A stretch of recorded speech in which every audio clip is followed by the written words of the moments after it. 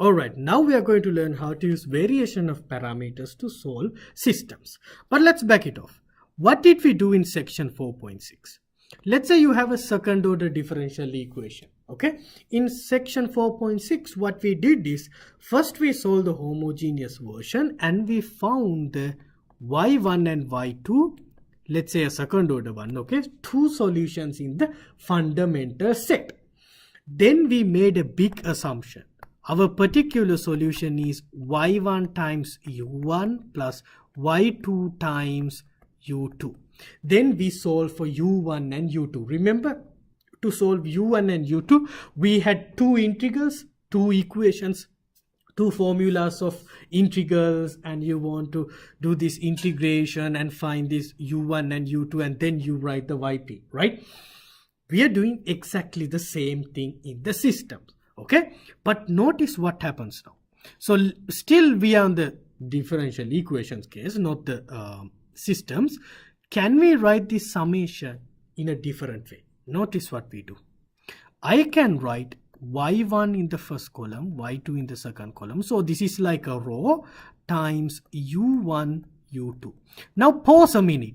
Take a few seconds and okay, I write this one, right? Now try to multiply these two out and see actually you can get this one or not.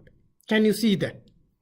See, if you want to multiply these two row and this column, y1 times the first element times the first element, so y1 times u1 plus the second one times the second one, y2 times u2. So we get exactly the same thing. So we can write this summation here as a row times a vector, column vector. Okay, now let's go to the system. So system, let's say a 2 by 2 system. You have fundamental set of solutions x1 and x2 for the homogeneous system. Okay. Alright, now we make an assumption x sub p, the particular solution, the same assumption, x1 times u1 plus x2 times u2. Now this can be written as x1 x2, okay, times u1 u2. These are little u's, okay, let's call it little u's. Now what is this? Didn't we learn this special matrix in previous chapter? This is a matrix because now in y1 it was just a one function, y2 is just a one function, so it's just a one row. But now here x1 and x2 in systems, they are vectors, right? For example, this will be like 1 0 negative 1 1. Right, and times the exponential function. So that is a matrix. What did we call this? This is the fundamental matrix, right? So our biggest assumption in this section is that particular solution is fundamental matrix times capital U, where capital U is a vector that contains u1, u2. If it is a 3 by 3 system, u1, u2, u3. So this is our biggest assumption. Same assumption in variation of parameter in both lessons, but written in a matrix vector product. This is a matrix, this is a vector. Okay, all right. So now let's get those formulas. Now getting those formulas is easier here than section 4.6. So let's see what we do. So we have the system x prime is equal to ax plus f, the non-homogeneous system. What we do is we substitute xp to the system. Now to do that we have to find x prime p. So to find the derivative, now you have to apply product rule here because this is a multiplication of two functions of t. Actually, psi is a matrix created by functions of t. U is also a vector created by functions of t. So we have to apply the product rule. So the product rule is simple. Let's differentiate psi first with respect to c. So it's psi phi prime, not psi, phi prime times u plus now phi and differentiate capital U, that will be u prime. Okay, we just use symbols just like that. So let's substitute. So phi prime u plus phi u prime is equal to a. X is phi u plus f. Okay, all right. Now here's a important thing. Now what is, we were going to use a property of the fundamental matrix. Okay, so one of the properties of the fundamental matrix is that, well, let's say we know phi prime. What is phi prime? So phi is actually contained or created by the solutions of homogeneous system, right? So we know homogeneous system is x prime is equal to ax. Now if you substitute phi for that, phi prime is equal to a phi. Phi is the solutions. So phi satisfy the homogeneous differential equation, right? Phi is created from the complementary function. So what is phi prime is really a phi. So here, for instead of phi prime, here let's substitute a phi.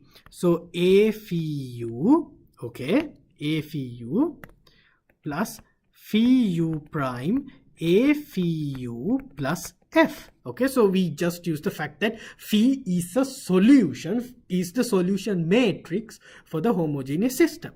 Now see what happens. These two cancel out because it's the same thing. So what we get is phi u prime is equal to f. Simple equation. Now what are you looking for? You're looking for u. So here's what we do. So let's make u subject. U prime is, now phi is a matrix. If I want to take that matrix to the right hand side, what would you do? Take the inverse, right? So phi inverse times f. U prime is phi inverse times f. Okay, now how do you find u? U prime is the derivative of u. So let's take the antiderivative of u prime. That means integrate u prime to get u. So u is integral of phi prime times f with respect to t. So this is u, capital U. Okay, now is this the particular solution? No, not yet. What did we assume? We said the particular solution is actually phi times u. So so phi times, what is u? Integral of phi prime f.